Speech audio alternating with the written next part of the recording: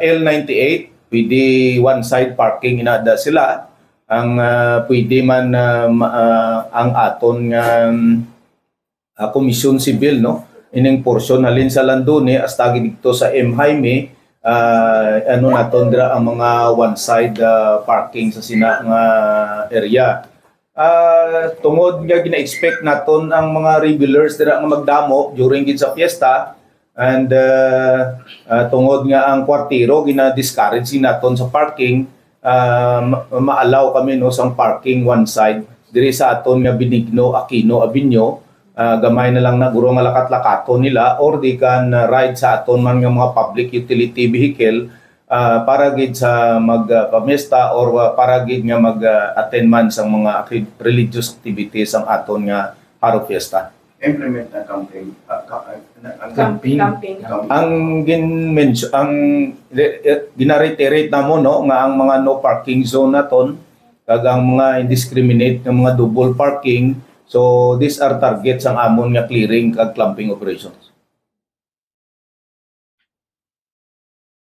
Okay, do we have some more questions? Kaya sa Maricol, sir, anong gusto may palapot nga mensahe sa osmotiting o sa aton nga mga magagadikad sa kapistahan? Unahon ko ang sa traffic, no? Ang sa traffic liwat kung wala man lang sila no likawan tanin nila ang Haro area no, nga mag-agi dire because may expect sila sang heavy to moderate nga mga traffic situation naton.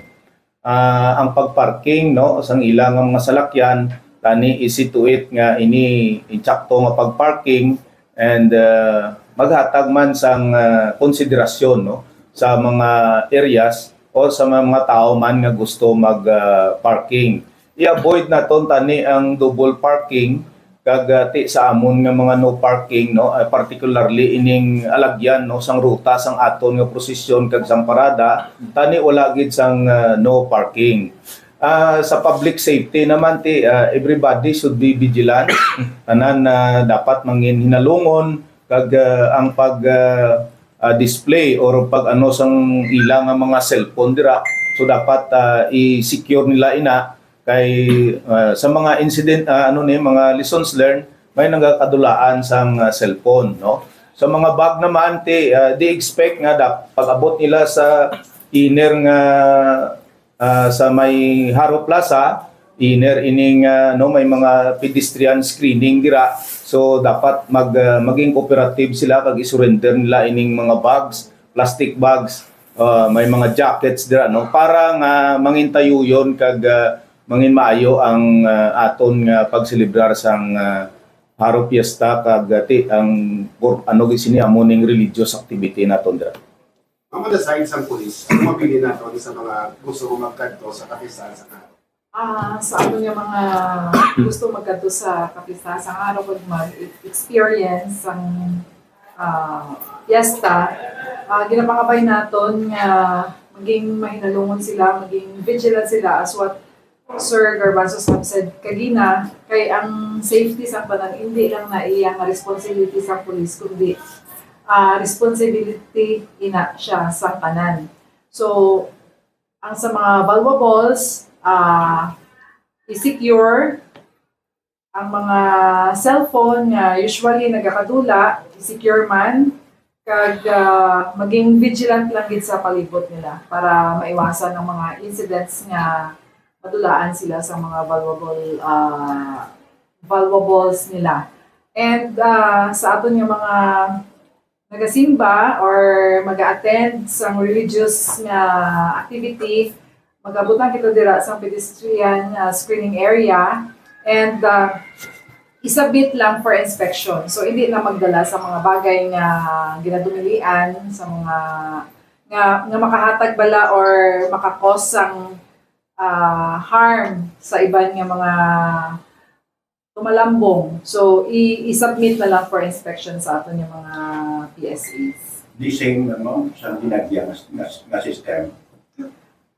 Ang sa dinagyan nga system, Abi, is may ginpagawa kitang EO sa kung ano ang mga bagay nga mga hindi pala. But then like the sa carrying of firearms outside residence. So may suspension kita sa to sa PPC4. I think subong wala sa to. So wala subong. Bisan when we say suspension of PPC4, inang mga legal ano na pala nga pwede sila kadala. So it does not mean nga ang mga hindi wala sila documents or wala sila PPC4, pwede na sila kadala. So hindi gyapon. Buto ang entrance and exit. May ara The same sa the ginagyan. same gyapon. Makandak gyapon kita inspection. Dali ma-start mo. Around sa activity areas, may ara kita yung mga PSA sa activity areas, especially sa aton nga plaza kag sa aton nga Hara Cathedral. May ara kita.